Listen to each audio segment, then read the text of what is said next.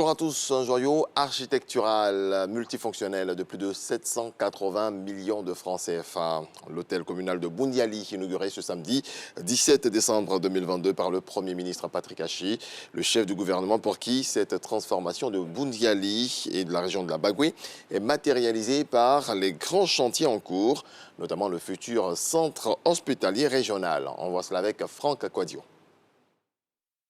Le Premier ministre Patrick Achi est dans la capitale de la Bagoué. Étape principale de cette journée marathon, la mise en service de cet outil de développement, un hôtel communal qui sonne pour les populations comme un sésame pour impulser d'autres pistes de développement. Pour un petit problème d'extrait, on avait beaucoup de difficultés liées à ça. Donc dès l'arrivée de notre nouvelle ministre de l'Éducation nationale, Maria Toukoné, les choses ont commencé à s'améliorer. C'est qu'à Boundiali, la municipalité conduite par le député-maire Maria Toukoné, ministre de l'Éducation nationale, a engagé et réussi avec le soutien du gouvernement plusieurs chantiers, dont la voirie, l'électrification, l'accès à l'eau et l'école. Cette cérémonie est alors pour l'élu une occasion de remercier le président Alassane Ouattara. Cet hôtel communal comprend un bâtiment administratif, 2 bâtiments dédiés aux cérémonies, dont l'une des salles, la salle de mariage, porte l'illustre nom de Madame la Première Dame, Madame Dominique Ouattara. Le coût total des travaux est de 784 550 000 francs CFA. En écho, plusieurs personnalités, dont le ministre Bruno Koné-Nabagné, cadre de la région, le ministre d'État Téné Birahima Ouattara, le président de l'UVICOSI, ministre des Sports, Paul-Claude Dao, mais surtout Anne-Désiré Ouloto. Si Maria Toukoné n'avait pas été choisie pour être la candidate ici du RHDP à l'élection municipale de 2018, on n'aurait pas eu tous ces investissements qui ont été réalisés ici. Elle a été choisie à juste titre et je voudrais, en son nom, dire merci au président de la République.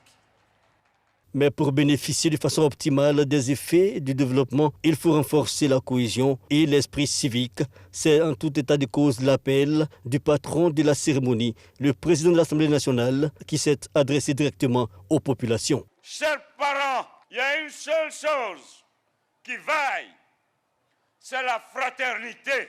Parce que pendant longtemps, des ambitions ont souvent opposé des frères entre eux, des sœurs entre elles.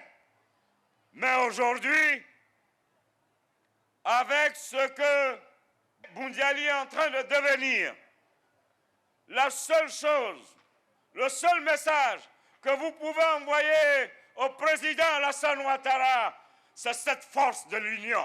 Développement, cohésion, civisme, le Premier ministre Patrick Achi, au-delà de l'action cérémoniale, s'est appesanti sur la densité des différents projets de développement réalisés au bénéfice des populations rurales.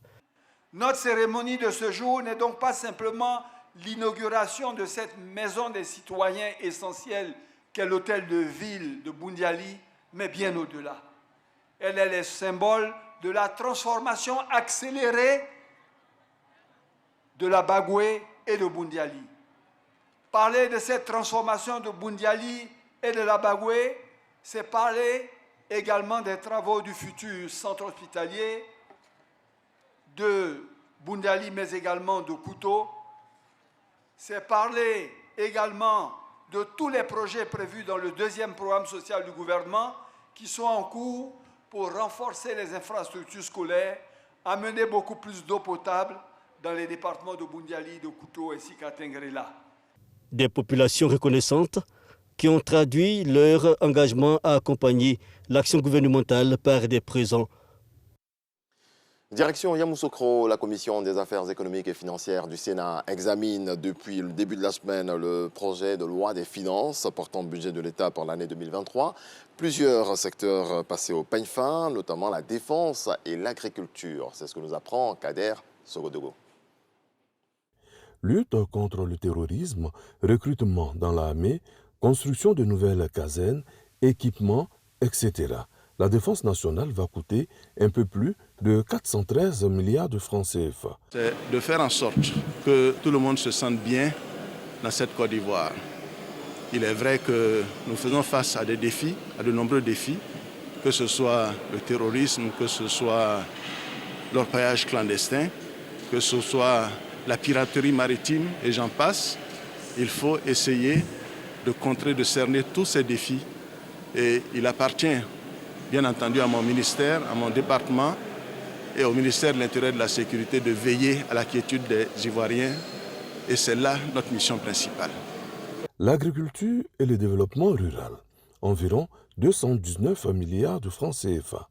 La modernisation de l'agriculture pour des productions quantitatives, qualitatives et profitables à tous. Nous allons continuer dans la voie de la modernisation de notre agriculture qui demande que désormais nous puissions utiliser des moyens modernes, des tracteurs et des intrants avec des semences de qualité pour permettre à nos producteurs de produire davantage. Le sport, plus de 45 milliards de francs CFA. Le tourisme, 14 milliards de francs CFA. Tous ont en ligne de mire la Coupe d'Afrique des Nations de football qui se tiendra en 2024 en terre ivoirienne. Transport, environ 261 milliards de francs CFA. Les efforts de modernisation vont se poursuivre. Ministère des Mines, du Pétrole et de l'Énergie, plus de 306 milliards de francs CFA.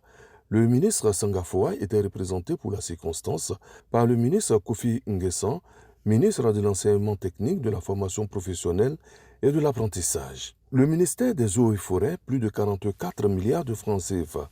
Le ministère de l'Environnement et du Développement durable, plus de 33 milliards de francs CFA. Le ministère des Ressources animales et halieutiques, plus de 17 milliards de francs CFA. Des budgets pour répondre aux attentes des populations en 2023. Dans le reste de l'actualité, c'est la fin d'une crise qui a duré presque 15 mois pour protester contre le refus d'Alger de délivrer des laissez-passer consulaires aux Algériens expulsés de France pour séjour irrégulier.